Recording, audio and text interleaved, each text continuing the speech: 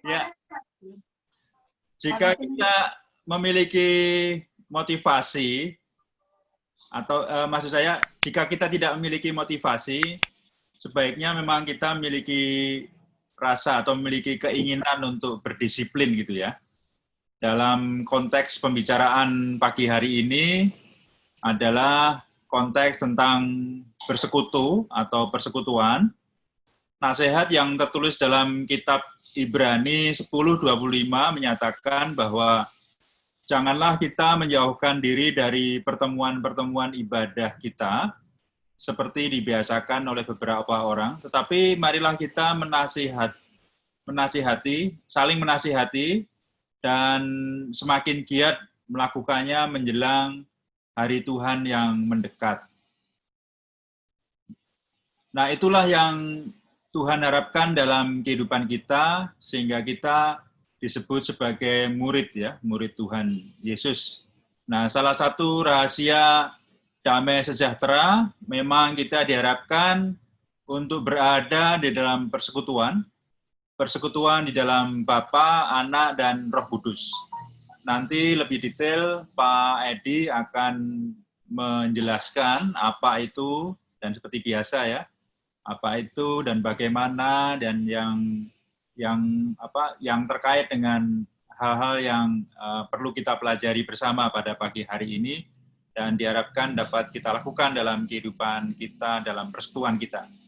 Untuk memulai kegiatan kita pagi hari ini, kita minta tolong Bu Sinta deh untuk membuka persekutuan kita pada pagi hari ini. Ya, mari kita berdoa. Maha besar Tuhan Allah Bapa kami, Allah yang kami sembah dalam nama Tuhan Yesus Kristus. Kami mengucap syukur kepadamu Tuhan, pagi hari ini Tuhan sudah memberikan kesehatan bagi kami. Tuhan sudah memberi nafas hidup yang baru, sehingga kami boleh menjalani hari ini dengan pertolongan Tuhan, dan kami boleh berkesempatan untuk bersama-sama belajar tentang pentingnya persekutuan bagi kami umat percaya. Tuhan berkati persekutuan kami ini, supaya kami semua mendapatkan pengetahuan yang baru yang bisa kami lakukan dalam hidup kami. Tuhan memberkati Pak Edi yang akan menyampaikannya kepada kami, supaya hikmat Tuhan menolong Pak Edi bisa menyampaikan pengajaran ini dengan baik dan bisa kami mengerti. Terima kasih ya Allah Bapa, terpujilah namamu. Dengan segala ucapan syukur, kami sambut firman-Mu di dalam nama Tuhan Yesus. Haleluya, amin. Amin. Terima kasih. Silakan Pak Edi. Selamat pagi Bapak Ibu semua yang dikasih Tuhan, yang tetap dan terus antusias mengikuti PWJ. Saya senang sekali, saya pikir kita semua juga senang, kita bisa terus belajar. Pengantar yang sangat baik sudah disampaikan oleh Pak Anton. Ya, hari ini kita akan memasuki disiplin rohani yang kelima, yang terakhir, tapi ini pelajaran yang ke-9 dari berakar, jadi masih ada satu pelajaran. Bapak Ibu sekalian, saya kasih aturannya. Nanti kalau ada firman Tuhan, saya seperti biasa akan menawarkan. Jadi silahkan dibaca langsung aja, Bapak Ibu, jangan sungkan ya. Unmute, langsung dibaca gitu ya. Oke, Bapak Ibu sekalian dikasih Tuhan, sekali lagi saya mengingatkan, ini bagian yang terakhir dari disiplin rohani. Jadi ada waktu teduh, ada firman, ada doa, bersaksi, dan bersekutu. Jadi perbedaannya, bersaksi dan bersekutu adalah kalau bersaksi itu ditujukan kepada orang yang tidak seiman, tapi kalau bersekutu ditujukan pada orang-orang yang sesama yang beriman. Jadi kita, ada bersaksi, ada bersekutu, bedanya apa? Bersaksi pada orang yang tidak seiman dengan kita, bersekutu ditujukan pada orang yang sama-sama seiman dengan kita. Ada satu penggambaran yang baik disampaikan oleh Daniel Defoe gitu ya. Jadi diceritakan ada seorang yang tiba di satu pulau, nggak ada siapa-siapa, dia bisa belajar, mengerjakan segala sesuatu, membaca buku, segala macam. Tapi akhirnya orang itu juga nggak bisa apa-apa lagi, karena tidak ada orang lain di samping dia. Jadi apa yang dia pelajari, apa yang dia lakukan, ternyata juga nggak ada manfaatnya selain dia mempertahankan diri aja. Untuk hidup maksudnya, jadi untuk hidup dia belajar seperti itu. tapi akhirnya tidak, apa yang dia pelajari tidak ada manfaatnya. Dari sinilah kita melihat pentingnya kita bersekutu bersama dengan orang lain. Kita butuh orang lain, dan orang lain pun juga memerlukan kita. Nah, inilah satu pelajaran penting bagi kita tentang bersekutu. 3 hal yang kita pelajari, seperti biasa formatnya adalah apa, mengapa, dan bagaimana. Jadi kita akan terus mengulang-ulang bagian ini dengan format yang ada gitu ya. Nah, Bapak Ibu sekalian dikasih Tuhan, itu ada 2 ayat. Yang pertama, Yohanes 3:3, silahkan dibaca oleh seorang.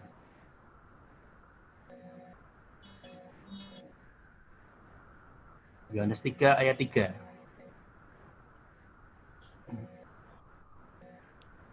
Yohanes 3 ayat 3. Yesus menjawab, katanya, "Aku berkata kepadamu, sesungguhnya jika seorang tidak dilahirkan kembali, ia tidak dapat melihat kerajaan Allah." Yohanes 3 ayat 3. Iya, Bapak Ibu sekalian dikasih Tuhan, terima kasih Bu Ana.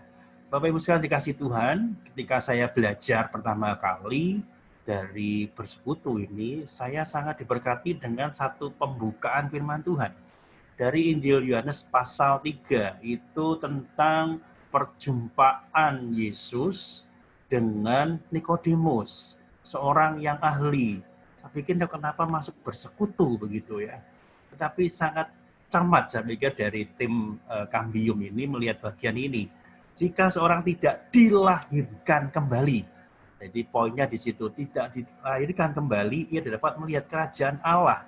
Nah, ini sesuatu yang buat saya cukup mengejutkan. Kenapa bersekutu dimulai dengan perjumpaan itu tidak dilahirkan kembali. Nah, berikutnya kita akan mengerti. Jadi ini satu poin yang bagus dulu, nanti perjumpaan dengan Nikodemus ini. Silakan seorang lain lagi membaca ayat bawahnya, Yohanes 1 ayat 12 sampai 13. Saya baca, Pak. Silakan, Bu Bambang.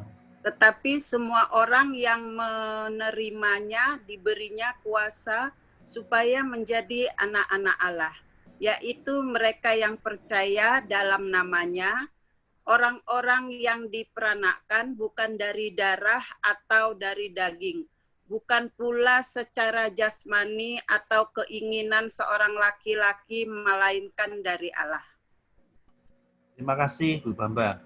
Nah, tadi starting point-nya dilahirkan kembali, dengan dilahirkan kembali, balik lagi Injilnya, masih Injil Yohanes, tapi balik ke pasal 1. Bahwasanya dilahirkan kembali itu menjadi anak-anak Allah. Diperanakkan bukan dari darah atau daging, bukan pula secara jasmani oleh keinginan seorang laki-laki, melainkan dari Allah. Jadi pertanyaan Nikodemus dijawab oleh Tuhan Yesus, bahwasanya seorang yang dilahirkan kembali, yang Nikodemus itu bingung, masa harus masuk lagi ke rahim ibunya, bukan seperti itu. Tapi statusnya ya, dijelaskan di awal, menjadi anak-anak Allah jika ia dilahirkan kembali. Jadi kita, ini yang poin pentingnya adalah kita dilahirkan kembali dalam keluarga Tuhan. Nah, inilah sesuatu yang sangat luar biasa. Jadi kita dilahirkan kembali, bukan sekali lagi masuk dalam rahim ibu kita, tetapi kita dilahirkan kembali dalam keluarga Tuhan. Jadi Bapak Ibu perhatikan bahwasannya dilahirkan kembali dalam keluarga Tuhan. Nah, ini menarik buat saya. Jadi ketika anak-anak Tuhan, kita semua anak-anak Tuhan yang dilahirkan kembali, Bapak Ibu sudah dilahirkan kembali, tekanannya adalah keluarga Tuhan.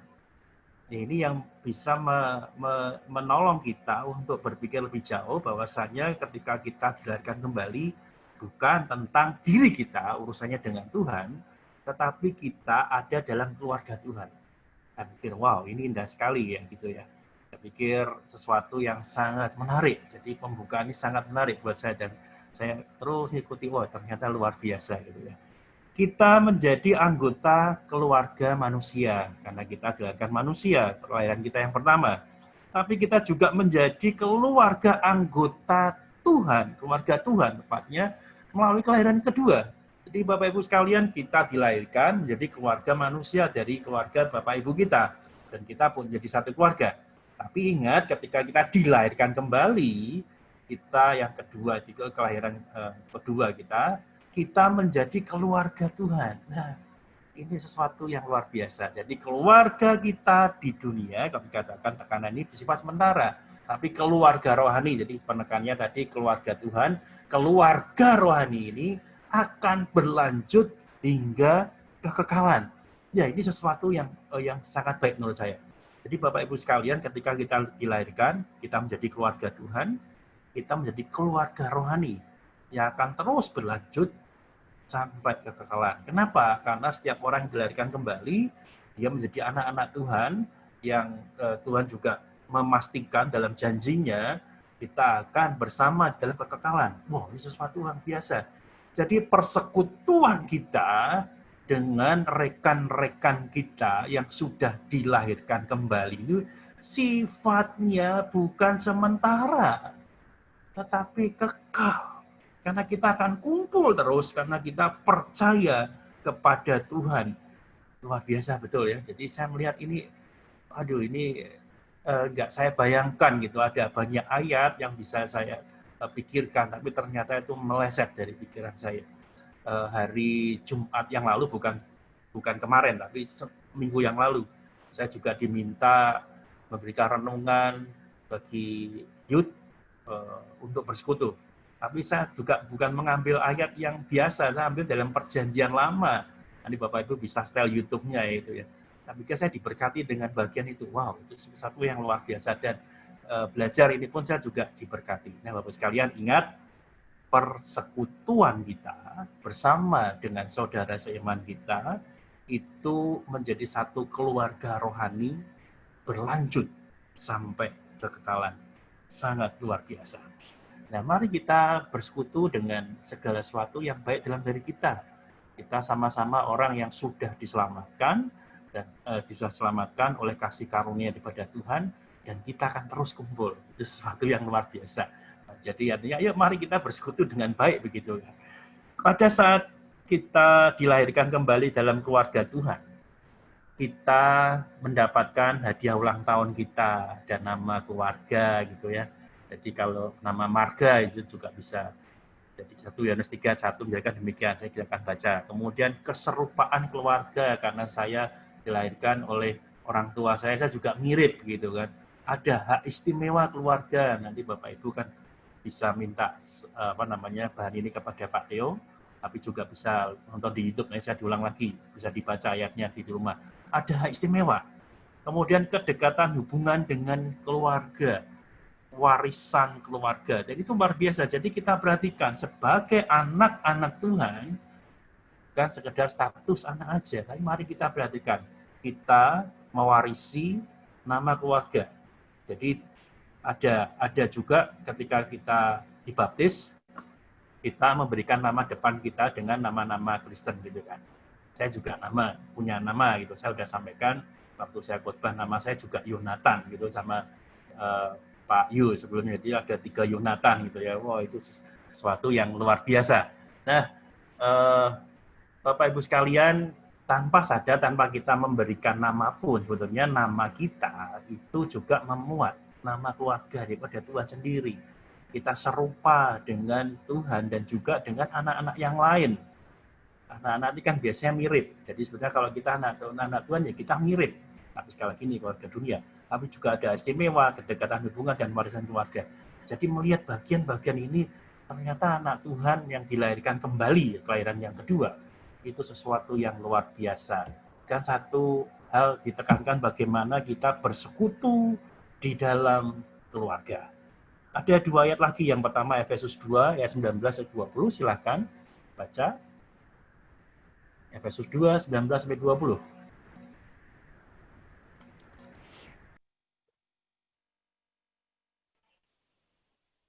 Ya, saya baca, Pak. Demikianlah kamu bukan orang asing dan pendatang, melainkan kawan sewarga dari orang-orang kudus dan anggota-anggota keluarga Allah yang dibangun di atas dasar para rasul dan para nabi, dengan Kristus Yesus sebagai batu penjuru. Efesus 2 ayat 19-20. Terima kasih Pak Thomas. Jadi ayat ini Efesus 2 menggambarkan bagi kita semua dan menjelaskan, sekaligus juga menegaskan. Kita itu bukan orang asing dan mendatang. Benar demikian, bukan? Karena kita adalah anak-anak Allah. Jadi kita kawan sewarga dari orang-orang kudus dan anggota-anggota keluarga Allah. Di Bapak Ibu sekalian, kita bersaudara. Ada lagunya kan, dalam Yesus kita bersaudara. Demikian, itu bukan lagu karang-karangan, tapi dasarnya juga dari firman Tuhan. Dalam Yesus kita berkeluarga, iya, kita itu mirip keserupaan dengan Tuhan, dan kita sama-sama anak Tuhan. Jadi sebetulnya kita mirip di dalam wajah rohani kita. Kita punya nama yang di dalam warisan keluarga itu.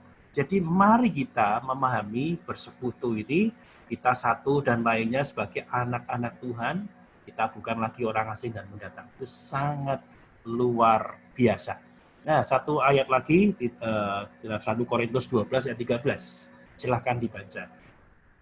Saya baca ya Pak. Silahkan Bu Linda. Sebab dalam satu roh kita semua, baik orang Yahudi maupun orang Yunani, baik budak maupun orang merdeka, telah dibaptis menjadi satu tubuh dan kita semua diberi minum dari satu roh. Ya, terima kasih Bu Linda. Sesuatu yang sangat baik. Jadi diingatkan di 1 Korintus 12 ayat 13 ini, kita adalah satu. Jadi anak-anak Tuhan semuanya itu satu roh, ada satu tubuh, dan juga diberi minum dalam satu roh.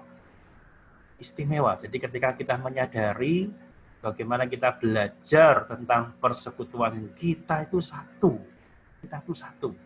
Ini di luar daripada teks ini saya ingin mengatakan bahwasanya dimanapun Bapak Ibu, dimanapun saudara-saudara kita yang sudah mengaku percaya pada Tuhan, kita itu satu.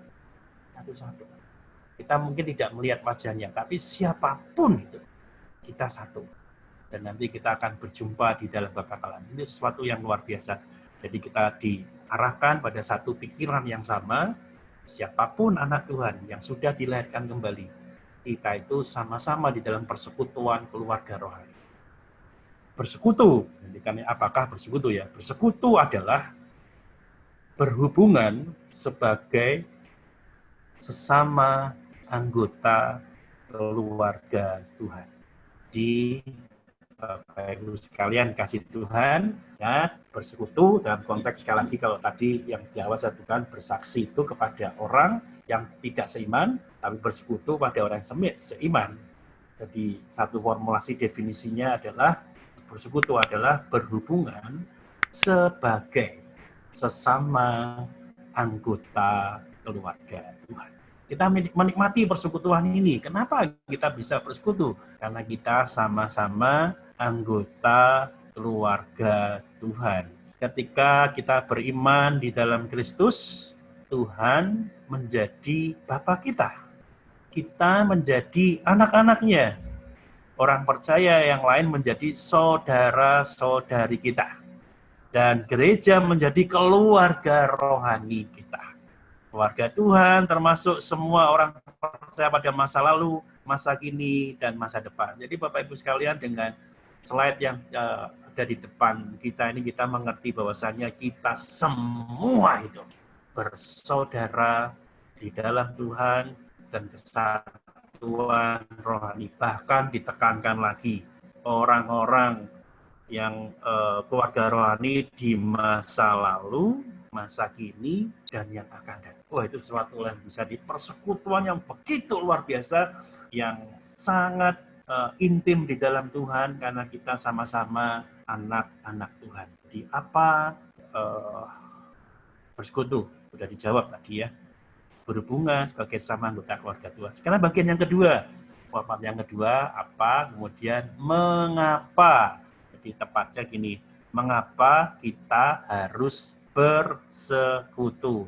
Di sini ada satu ayat yang ditampilkan, Kisah Rasul pasal 2, ayat 42 sampai 47. Cukup banyak, ada 6 ayat. Tapi saya tidak ingin Bapak Ibu membaca, tapi tolong perhatikan. Di situ ada hurufnya biru, kemudian ada hitam, ada hijau, ada merah, dan ada kuning atau orange. Ya, yang merah, yang hitam itu tambahan, maksudnya itu pengantar aja. Tapi inti-intinya sudah dipilah-pilah, itu ada yang biru cuma satu baris gitu ya. Kemudian ada yang hijau, ada yang merah, dan ada yang oranye. Jadi hijau itu ada beberapa, merah ada beberapa, oranye ada beberapa. Nah, mari kita mencoba belajar bersama. Menurut, saya ambil waktu sebentar, menurut Bapak Ibu sekalian, ketika membaca ayat ini, yang biru itu maksudnya apa ya? Itu kan ada 4 gitu ya, biru, hijau, merah, dan kuning. Dalam konteks kita bersekutu. Menurut Bapak Ibu yang biru itu apa? Cara cepat aja. Bertekun dalam pengajaran rasul-rasul. Itu katanya di situ udah ada gitu ya. Saya kasih clue-nya gitu. Ada yang mau menolong kita semua? Bersekutu, ya kita, oke Bapak Ibu mungkin karena baru pertama kali cepat juga bingung ini maksudnya apa gitu ya. Yang pertama adalah pengajaran, biru itu pengajaran. Kemudian coba yang hijau, dalam persekutuan, selalu berkumpul, tetap bersatu, segala kepunyaan mereka adalah kepunyaan besar. Ini teladan dari jemaat mula-mula ya. Terus ada lagi dengan sehati, memecahkan roti di rumah masing-masing secara bergilir dan makan bersama-sama dengan gembira dan tulus hati. Kira-kira apa Bapak sekalian? Yang hijau.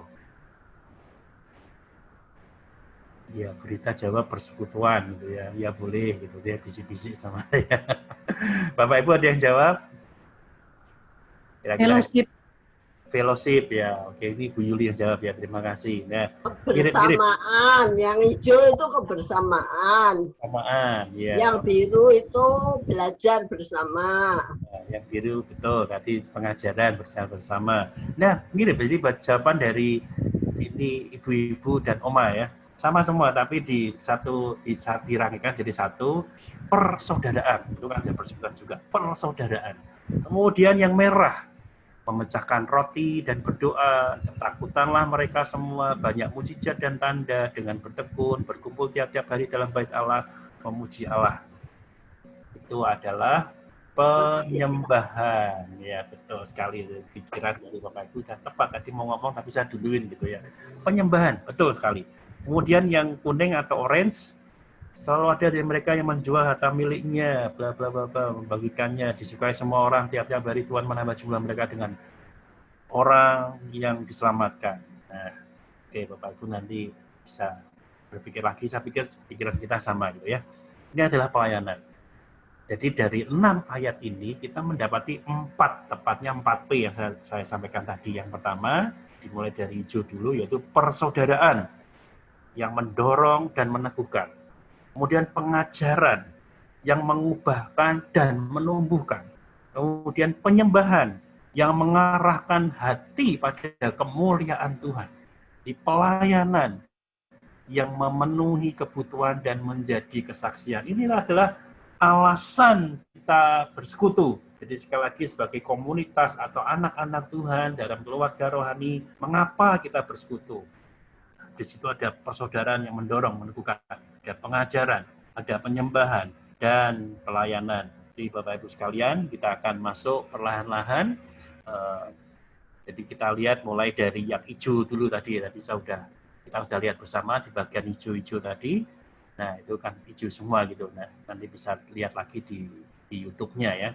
Bapak Ibu bisa minta bahannya ke Pak Teo. Persaudaraan, itu di atasnya ada Nokia, connecting people gitu ya. Jadi waktu ini Nokia waktu zaman itu kan connecting people, menghubungkan orang-orang, itu dipakai. Oh ini mirip ini, jadi ini suatu persaudaraan. Jadi bukan Nokia menggantikan kita, tapi setidaknya satu yang disampaikan oleh Nokia itu mengingatkan kita, connecting people. Itu satu persaudaraan. Ibrani 10 ayat 24 sampai 25. Silahkan seorang membaca ayat ini. Ibrani 10, 24 sampai 25. Slide yang di depan dibaca.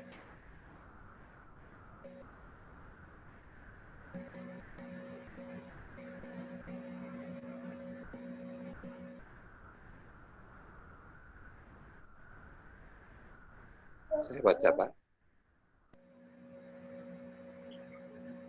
Ibrani 10, ayat 24 sampai 25. Dan marilah kita saling memperhatikan supaya kita saling mendorong dalam kasih dan dalam pekerjaan baik.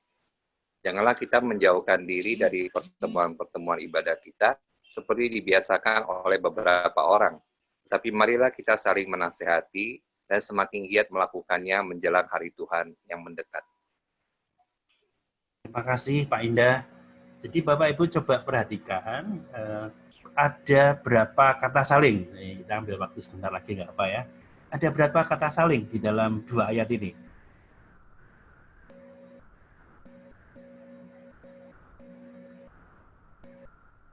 Iya, benar ya. Ada 3 kata saling. Saling memperhatikan, saling mendorong, dan juga saling menasehati. Jadi inilah bagian dari persaudaraan. Persaudaraan itu bukan sekedar kita kumpul-kumpul aja. Kalau saya nggak salah mengingat, kalau bahasanya Pak Anton, kita cuma kumpul-kumpul, ngomong-ngomong, ngopi-ngopi, itu bukan kekristenan. Ya betul Pak Anton gitu ya. Kalau saya nggak salah ingat, tapi kira-kira seperti itu. Ya kita kalau dalam persekutuan bersama dengan orang-orang percaya, ini ada persaudaraan, ada saling memperhatikan, saling mendorong, dan saling menasihati. Dengan demikian, kita merasakan satu kebutuhan kita, karena itu saling itu bukan sendiri gitu kan, kita bersama dengan orang-orang yang sudah diselamatkan juga. Ini bagian yang kita perlu perhatikan. Jadi saling, kata kuncinya saling perhatikan, saling mendorong, saling menasihati. Ada satu cerita dari yang sudah lama, mungkin sekitar kalau nggak salah tahun 1930-an, jadi hampir 100 tahun ya. Deketi ulang tahun GKMI yang 100 tahun, kita kan tahun depan 100 tahun gitu ya. Salah satu di Tim Allen mengatakan demikian. Salah satu dari 10 hal bodoh yang dilakukan oleh orang Kristen yang menghambat pertumbuhan rohani adalah menjadi anak Tuhan gaya Lone Ranger. Ya, Lone Ranger itu apa? Saya juga waktu itu belum lahir gitu ya, tapi ceritakan seperti ini. Ini ada seorang yang menjadi petugas penjaga hutan. Kalau salah namanya ya ranger itu ya. Dia punya teman, satu teman lagi. Dia juga punya kuda. Dia juga punya beberapa hal yang lain lagi. Tetapi ketika dia menjalankan tugas, diceritakan dia itu senangnya sendirian. Nggak mau dibantu orang lain dan dia bekerja sendiri. Nah, inilah yang dikatakan oleh Tim Allen dengan bahasa yang cukup keras, itu hal bodoh. Ya, bukan orang seperti itulah orang Kristen. Jadi justru itu menghambat pertumbuhan rohani kita semua. Karena kita punya gaya Lone Ranger.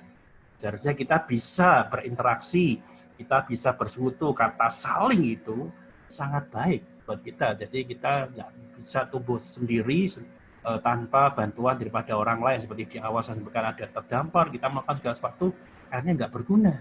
Karena kita sendirian, kita nggak bisa bertumbuh, nggak bisa kemana-mana gitu kan. Nah, Bapak-Bapak sekalian, sekali lagi kita diingatkan, bahasa Tim Allen cukup keras, tapi demikianlah kejujuran kepada dia. Kalau kita ingin bertumbuh, ayo mari kita bersekutu. Nggak ada kata yang lain. Kemudian yang kedua itu yang biru itu cuma satu tadi ya di atas ya. Tekun dalam pengajaran rasul-rasul. Nah, itu juga ada dalam iklan Ask for more gitu ya. Nah, itu cukup baik juga, itu iklan nggak tahu dari Pepsi atau apa itu. Sepertinya kalau warnanya sih Pepsi gitu ya. Jadi ada satu kebutuhan untuk kita bertanya, yaitu mengajar gitu ya. Itu ada ayatnya, silahkan seorang membaca untuk kita, cukup panjang tapi nggak apa-apa, silahkan. Saya Pak. Iya, silahkan. Burut ya. Dan ialah yang memberikan baik rasul-rasul maupun nabi-nabi, baik pemberita-pemberita Injil maupun gembala-gembala dan pengajar-pengajar untuk memperlengkapi orang-orang kudus bagi pekerjaan pelayanan, bagi pembangunan tubuh Kristus. Kita bertumbuh di dalam segala hal ke arah Dia. Kristus yang adalah kepala, daripadanya lah seluruh tubuh yang rapih tersusun dan diikat menjadi satu oleh pelayanan semua bagiannya, sesuai dengan kadar pekerjaan tiap-tiap anggota, menerima pertumbuhannya dan membangun dirinya dalam kasih. Amin. Terima kasih, Guru. Jadi ayat ini mengingatkan kita semua, tadi kita bersekutu di dalam satu bagian yang penting tentang persaudaraan. Tapi persaudaraan yang saling itu juga perlu arahan, perlu satu pembekalan bagi mereka. Jadi saling itu kan perlu modal hal yang baik. Nah, itu bisa dibekali satunya dengan pengajaran dari para rasul, nabi-nabi, pemberita-pemberita Injil maupun gembala-gembala dan pengajar-pengajar. Jadi bersekutu itu konteks tentang pengajar gembala itu membekali, mengarahkan seperti bagian yang kita lakukan ini kan PWJ. Ini bagian dari pengajaran. Kita bisa sama-sama mendengarkan, kita bisa sama belajar. Yang mengajar itu sudah jelas. Jadi termasuk Pak Theo yang menyampaikan, termasuk Pak Anton yang menyampaikan, itu menjadi pengajar bagi kita. Jadi kita semua sama-sama perlu adanya bekal. Bapak Ibu pun juga bisa menjadi pengajar, membekali kita semua, begitu kan. Nah, itulah pentingnya kita bersekutu, ada pengajaran.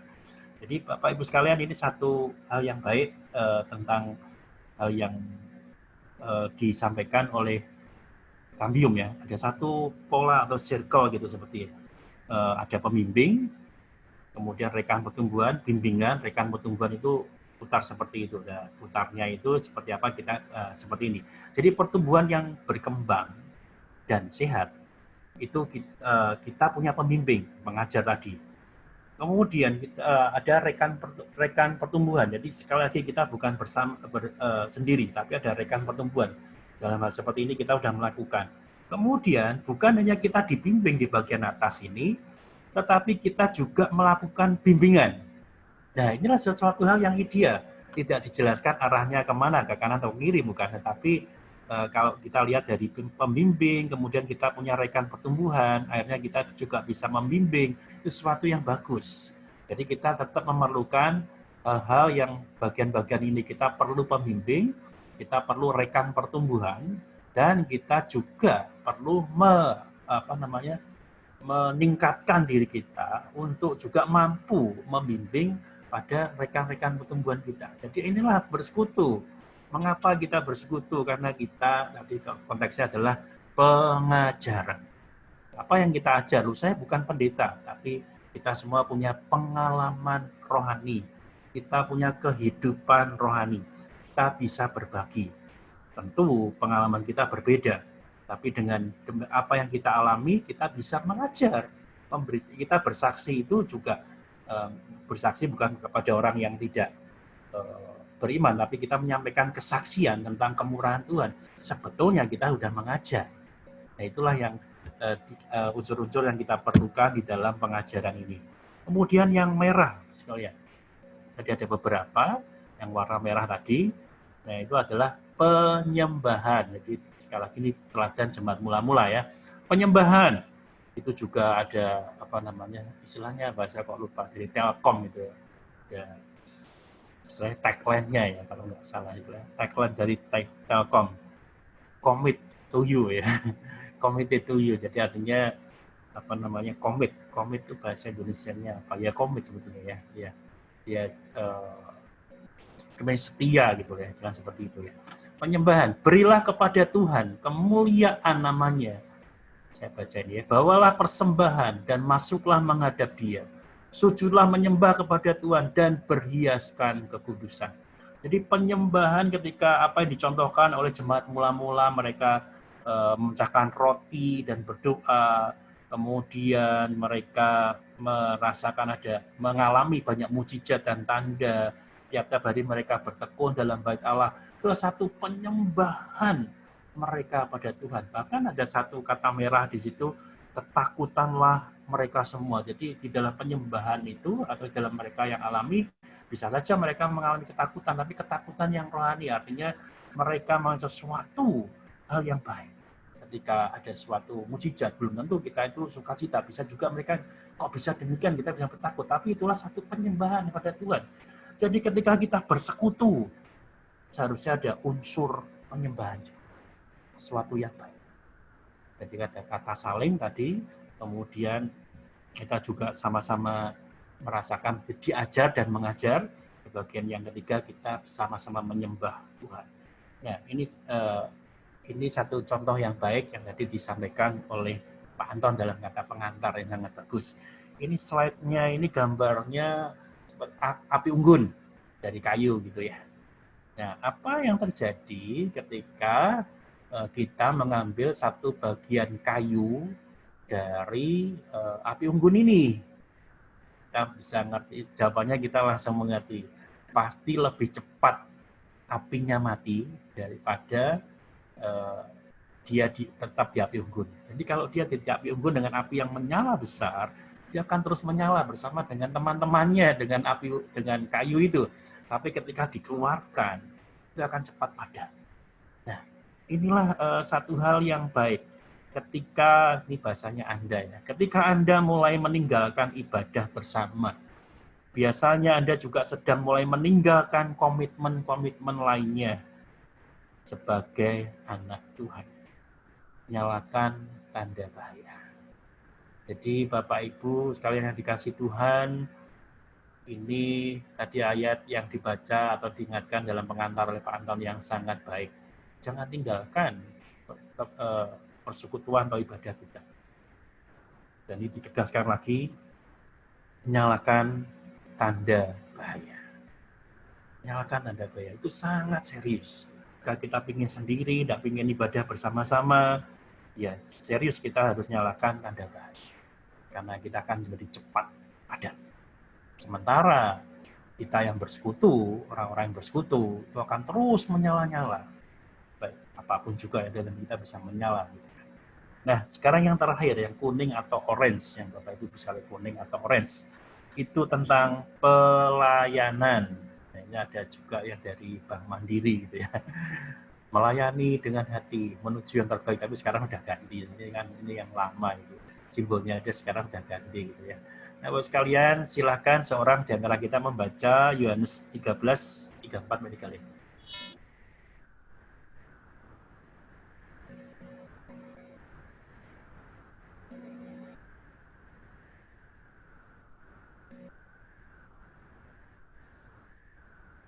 Jangan ragu-ragu, unmute, silakan baca.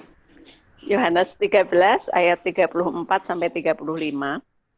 Aku memberikan perintah baru kepada kamu, yaitu supaya kamu saling mengasihi, sama seperti aku telah mengasihi kamu. Demikian pula kamu harus saling mengasihi. Dengan demikian semua orang akan tahu bahwa kamu adalah murid-muridku, yaitu jikalau kamu saling mengasihi. Amin. Iya. Terima kasih Bu Sinta. Jadi Bapak Ibu sekalian, ini adalah satu penekanan bagi kita untuk kita selalu di dalam persekutuan itu melakukan pelayanan. Kita melayani satu dengan yang lain, kita mengasihi satu dengan yang lain. Itu adalah bagian daripada persekutuan, yaitu pelayanan. Di dalam bagian yang terakhir ayat ini, dengan demikian semua orang akan tahu. Jadi bukannya kita yang mengerti, semua orang akan tahu bahwa kita adalah murid-murid Tuhan. Kalau kita saling mengasihi, itu satu pelayanan.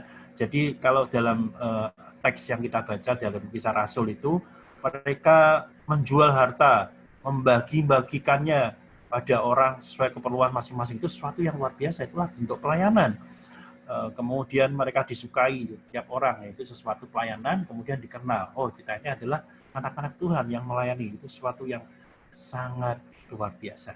Jadi ingat, perhatikan kalau bersekutu itu ada 4P ya. Nanti Bapak Ibu bisa lihat lagi. Yang pertama, ingat kata saling, yaitu persaudaraan. Yang kedua, ingat pengajaran, yaitu pengajaran tentang guru-guru kita, dan kita juga didorong untuk mengajar. Yang ketiga adalah penyembahan. Dan yang keempat ini adalah pelayanan. Jadi kita mengingat kenapa atau mengapa kita harus bersekutu. Jawabannya 4P. Nah, ini ada contoh yang baik lagi. Kalau kita lihat di slide kita, itu ada 3 bagian gambar itu ya. 3 bagian gambar. Yang pertama adalah gambar peluru. peluru peluru besi atau peluru besi seperti ya. Kemudian yang tengah itu obor. Kemudian satu lagi yang di sebelah kanan seperti itu meriam. Nah, ini kita kalau kita ingin merobohkan sesuatu atau merontokkan sesuatu, kita kalau dengan peluru besi aja bisa, tetapi nggak efektif. Hasilnya minimal. Atau kita membakarnya dengan obor, bisa juga. Bisa jadi efektif atau enggak. Tapi kalau jaraknya jauh, kita nggak bisa menjangkau. Jujur dengan meriam, kalau nggak ada apa-apanya ya kosongan aja, nggak jadi kita bisa angkat meriam sama-sama untuk kita arahkan ke tembok atau kita lempar dengan jarak nggak bisa. Artinya nggak efektif. Tapi kalau 3 bagian ini menjadi satu, jadi meriam model lama ini diisi peluru besi, kemudian dinyalakan ada yang perlu dinyalakan bagian itu, kemudian pada saatnya ditembakkan itu bisa jauh dan menjadi efektif. Nah, itulah gambaran bersekutu. Jadi ada satu ledakan. Itu gambarnya nih dari gambar lama jadi modern ini. Meriamnya jadi modern gitu ya. Tidak temukan yang lama. Jadi kalau kita bersekutu itu menjadi satu kekuatan yang lain. Kita sama-sama, kalau bahasa saya itu saling menajamkan, manusia menajamkan manusia, besi menajam besi, manusia menajamkan sama kita. Kalau bersekutu menjadi kekuatan yang luar biasa. Kita sepanjang kita sendirian, kita tidak bisa melakukan apa-apa. Jadi Bapak Ibu sekalian, sekali lagi mengapa kita bersekutu ada 4P tadi, persaudaraan, pengajaran, penyembahan, dan pelayanan. Jadi satu kekuatan yang ekstra untuk kita melakukannya dengan lebih efisien dan efektif. Kemudian yang terakhir, yaitu bagaimana bersekutu. Lah, kita kan datang gereja itu kan bersekutu dengan seperti ini, bersekutu. Oke, jadi Bapak Ibu sekalian, itu pemahaman saya di awal juga seperti itu, sangat pendek. Tapi mari kita belajar bersama-sama ya. Ada satu hal yang baik disampaikan oleh Rick Warren dalam bukunya The Purpose Driven Life. Kehidupan Kristiani lebih dari sekedar komitmen pada Tuhan. Kehidupan Kristiani juga meliputi komitmen pada keluarga Tuhan. Perhatikan, bukan hanya pada Tuhan, tapi keluarga Tuhan. Jadi keluarga, kalau tadi kita bahas yang pertama, keluarga rohani. Tingkat komitmen kita dalam persekutuan atau gereja lokal menunjukkan kasih dan komitmen kita terhadap keluarga Tuhan. Wow. Jadi kita sekarang diingatkan lagi, komitmen kita bukan kepada Tuhan saja. Kita bisa, kalau disiplin rohani itu kan ada 5 kan. Ini kan bagian yang keempat dan kelima itu kan pada sesama. Tapi 1, 2, dan 3 itu bagian komitmen kita pada Tuhan. Waktu teduh, firman, dan doa. Itu bagian kepada Tuhan. Tidak hanya itu aja. Tapi juga perlu komitmen pada keluarga Tuhan. Jadi kita diingatkan Bapak Ibu sekalian yang dikasihi Tuhan. Betapa pentingnya bersekutu dan bagaimana kita harus bersekutu ketika kita berkomitmen pada persekutuan atau gereja. Itu bukan komitmen kita pada keluarga Tuhan. Nah, ini ada 4 bagian yang dibedakan komitmen bersekutu ini. Jadi ceritanya lebih mudah dengan cerita gitu ya. Ada jemaat atau tepatnya lebih baik orang lain yang belum mengenal Tuhan. Di dalam lingkaran persekutuan kita cuma lihat-lihat aja, apa sih orang Kristen, apa sih gereja. Tapi kemudian ketika mereka datang, jadi setelah lihat mereka datang, oh kok bagus ya, mereka coba datang. Merasakan, waduh ini sesuatu yang luar biasa. Dalam persekutuan orang Kristen, di mana orang-orang percaya ini bersekutu. Nah, ketika mereka datang, mereka semakin melihat sesuatu yang luar biasa, bukan hanya melihat dari luar, sekarang mereka lihat dari dalam. Mereka merasakan pertumbuhan di dalam iman percaya. Khususnya dalam bersekutu itu juga, dalam bersekutu mereka mendapat tumbuhan. Akhirnya bukan mereka hanya untuk bertumbuh, mereka menyatakan komitmen, tapi mereka juga melayani. Jadi komitmen bersekutu sungguhnya kalau idealnya adalah setiap kita itu ada di titik tengah. Jadi setiap kita itu melayani dari apa yang ada dalam diri kita. Itulah bersekutu. Jadi kalau ada bersekutu pasti terus itu sepertinya baru lihat. Jadi kita kan bisa ngerti ya. Jadi kalau kita, oh bukan hanya tentang pada waktu kita bersekutu dalam ibadah ya, itu cuma diem aja. Oh di dalam yang lain juga diem aja. Mungkin itu masih dalam tahap komitmen lihat. Tapi kalau sudah datang, menikmati, nah itu sudah datang. Tapi kemudian merasakan pertumbuhan di dalam rohani, wah itu suatu tumbuh. Tapi idealnya adalah kita semua ada di tengah, di komitmen bersekutu, diarahkan pada kita semua itu melayani. Nah ini satu slide ini saya nggak pernah lupa ini, sangat bagus ini dari Joshua Harris itu ya. Jangan hanya kencan mingguan dengan gereja. Jadi ditujukan pada orang-orang yang cuma bersekutu tiap hari Minggu sekali di gereja. Cintailah keluarga Tuhan dengan memperdalam komitmen Anda kepadanya.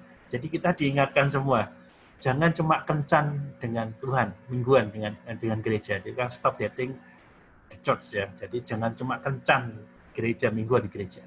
Tapi mari kita mencintai keluarga Tuhan dengan memperdalam komitmen kita kepadanya. Nah, bagaimana kita bisa mengaplikasikannya? Tadi kan layani. Layani apa yang bisa kita lakukan dengan kita mendoakan? Itu udah melayani. Jadi kita bukan pasif. Oh iya, saya ikut mendoakan, seperti yang dibagikan di Pedati. Itu udah melayani, tapi ada hal yang bisa kita lakukan lagi. Oh, saya perhatikan ketika PIPKA sempat presentasi tempat kita, oh ada yang perlu kita lakukan. Kita melayani. Nah, itulah bagian daripada komitmen kita bersekutu. Nah, untuk membangun komunitas yang sesungguhnya, kita melakukan ada 5 bagian. Saya tidak akan panjang-panjang, tapi dari kalimatnya ini Bapak Ibu sudah mengerti, saling jujur dan terbuka. Jadi kalau kita namanya bersekutu itu saling jujur dan terbuka. Tetapi sekali lagi, ada hal yang kita perlu perhatikan di dalam saling jujur dan terbuka. Ada beberapa hal yang saya juga koreksi dari perkumpulan orang-orang yang jujur, kemudian menceritakan masa lalunya yang betul-betul jujur dan terbuka. Tetapi ketika dia jujur dan terbuka justru menyakiti istrinya. Itu sesuatu yang tidak baik. Jadi kita perlu jujur dan terbuka, artinya bukan kita membuka masa lalu kita yang buruk-buruk semua, yang tidak pernah ceritakan istrinya, kemudian malah menjadi malapetaka di depan gitu. Harusnya cerita dulu pada istrinya, baru dia sampaikan ke publik. Jadi ya perlu kita aturannya yang perlu kita atur. Tapi sesungguhnya nilainya adalah kita perlu saling jujur dan terbuka. Tanpa jujur dan terbuka ya persekutuan itu ya cuma apa ya namanya ya. Ya udahlah kamu yang penting kumpul sama aku aja. Tapi kamu nggak tahu siapa aku dan saya pun juga mengatakan siapa sebenarnya saya nggak akan katakan. Kemudian saling percaya dan pegang rahasia ini juga sangat penting. Jadi kalau kita dalam persekutuan kita harus bisa dipercaya dan kita harus bisa mempercayakan diri. Kemudian saling memperhatikan dan mendorong. Nah, inilah bersekutu. Makanya perlu kita membangun komunitas itu saling memperhatikan dan mendorong. Kemudian saling rendah hati dan mengampuni. Kemudian kuantitas dan kualitas waktu bersama. Dan termasuk bagian hari ini kita sedang memberikan kuantitas dan kualitas waktu bersama. Di saling rendah hati dan mengampuni. Jika bersekutu ini kan kumpul. Nah, yang berkumpul salah satu kendalanya adalah ya bisa saja kita senggolan gitu kan, dengan satu kata sedikit, dengan satu hal yang mungkin kita tidak sengaja bisa menyinggol satu dengan lainnya. Tapi mari kita belajar sekali lagi saling rendah hati dan mengampuni. Kalau kita merasa itu menyinggung orang lain, cepat-cepat aja minta maaf. Atau kita dikoreksi orang lain, cepat-cepat beresin. Oh iya, betul-betul. Terima kasih koreksinya. Selesai. Tidak perlu panjang-panjang lagi gitu ya. Nah, sambil kalau misalnya itu kurang tepat, nanti kita bisa ngobrol lagi. Sebetulnya yang saya maksudkan itu seperti ini. Tapi mari kita belajar untuk saling rendah hati dan mengampuni. Besok kita belajar berbahagialah orang yang lemah lembut. Karena mereka kan memiliki bumi ini bagian yang penting juga di dalam kehidupan kita berkomunitas, bersekutu. John Stott, dia mengatakan bagian yang baik. Dia mengatakan seperti ini, gereja adalah tubuh Kristus. Setiap orang Kristen merupakan salah satu anggota tubuh. Perhatikan, kita adalah salah satu anggota tubuh. Sedangkan Kristus menjadi kepala yang mengendalikan. Ini sesuai dengan firman Tuhan. mengendalikan setiap kegiatan yang dilakukan tubuh. Setiap bagian tidak mempunyai tugas yang sama. Jadi Bapak Ibu sekalian kasih perhatikan, setiap kita tidak punya tugas yang sama, tetapi masing-masing diperlukan untuk melengkapi kegunaan dan kesehatan tubuh itu. Lebih dari itu, seluruh tubuh dijiwai oleh satu kehidupan yang sempurna, yaitu Roh Kudus. Dan Roh Kudus itulah yang membuat tubuh itu satu adanya. Jadi kalau sekarang kita berpikir, kok dia tidak melakukan itu, harusnya seperti itu menurut kita gitu kan. Tapi sekali lagi, ketika Johnson mengungkapkan, ini juga ada di dalam surat Korintus itu ya, kita punya hal yang berbeda, saling melengkapi. Jadi kita tidak menuntut orang sama seperti kita, atau kita menjadikan sama seperti orang lain. Bagian kita mungkin berbeda, dan bisa berbeda, dan mungkin pasti berbeda juga. Tapi melakukan bagian kita untuk kepentingan bersama di dalam satu pemikiran, yaitu tentang Roh Kudus, yang dijawab Roh Kudus tadi. Dengan demikian kita saling memperlengkapi. Kalau gereja ada yang pintar masak, 1-2 orang, ya itulah bagian dari perlengkapan. Kita saling melengkapi. Kalau semua pintar masak semua, ya nggak selesai, malah jadi ribut juga gitu kan. Oh pintar masak, nih yang satu suka manis, satu suka asin, satu sukanya rasa lain lagi, malah jadi kacau. Bukan maksudnya seperti itu, tapi setiap kita punya berbeda. Nah, tapi tugas kita adalah melakukan sungguh-sungguh dengan apa yang Tuhan sudah percayakan bagi setiap kita. Itulah namanya kita bersekutu. Kita tidak pusing dengan apa yang tidak bisa kita lakukan, tetapi kita melakukan apa yang kita bisa lakukan untuk persekutuan bersama dengan keluarga Tuhan. Nah, ini slide terakhir, kita akan baca, tadi sudah dibaca untuk menutup bagian ini gitu ya. Dan marilah kita tadi 3 saling memperhatikan supaya kita saling mendorong dalam kasih dan dalam pekerjaan baik. Janganlah kita menjauhkan diri dari pertemuan-pertemuan ibadah kita seperti dibiasakan oleh beberapa orang. Tapi marilah kita saling menasihati dan semakin giat melakukannya menjelang hari Tuhan yang mendekat. Pak Anton sudah membaca bagian ini, sudah mengingatkan kita di ayat ini, janganlah kita saling menjauhkan dari pertemuan ibadah kita. Jadi ayat baik untuk kita mengingat dalam persekutuan atau disiplin rohani tentang persekutu. Akan saya kembalikan kepada Pak Anton. Terima kasih Pak Edi. Apakah di antara Bapak Ibu semuanya ada yang ingin klarifikasi atau memberikan komentar? Silakan. Kalau ada yang bertanya.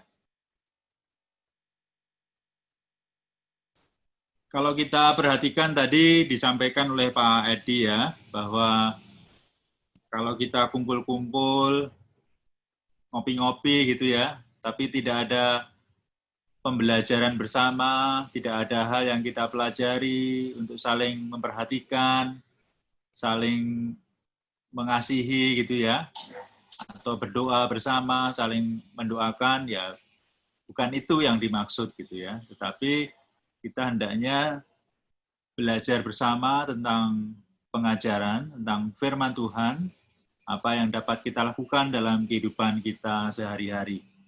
Bukan sesuatu yang mudah, tetapi itulah yang hendaknya kita lakukan. Dan tadi diingatkan juga, kalau di dalam firman Tuhan, di dalam persekutuan awal, tiap hari mereka berkumpul di Bait Allah. Nah, sepertinya kita belum mencapai sana, Pak ya. Karena ya lumayan lah kalau melalui Zoom-Zooman ini 3 kali seminggu kita kumpul paling tidak ya. Nah, itu kekurangan kita yang harus kita disiplinkan untuk dapat kita atasi di masa mendatang. Nah, jika Bapak Ibu semuanya sudah paham, tinggal kita aplikasikan dalam kehidupan kita sehari-hari. Dan untuk menutup kegiatan ini, kita minta Pak Theo ya, nutup dalam doa. Silakan Pak Theo. Bapa yang ada di surga, kami sungguh mengucap syukur untuk pembelajaran pada hari ini ya Tuhan, di mana kami sudah menerima pengajaran bahwa kami harus mendekatkan diri kami ke dalam persekutuan, sehingga kami terus mengalami pertumbuhan ya Tuhan. Kami tidak hanya melihat, tapi kami mau menggerakkan diri kami ya Tuhan untuk datang, sehingga kami mengalami pertumbuhan, bahkan bersama-sama dengan saudara-saudara seiman kami bisa melayani dan menjangkau orang-orang lain yang membutuhkan pelayanan kami ya Tuhan. Dan biarlah nama Tuhan dipermuliakan melalui persekutuan kami, di mana kami saling menguatkan dan bisa membawa jiwa-jiwa untuk datang kepada Tuhan. Terima kasih untuk pendalaman pemahaman kami, dan kami sudah mengenal lebih jauh apa yang Kau kehendaki untuk kami perbuat dalam keseharian kami ya Tuhan. Di dalam nama Tuhan Yesus kami berdoa dan mengucap syukur. Amin.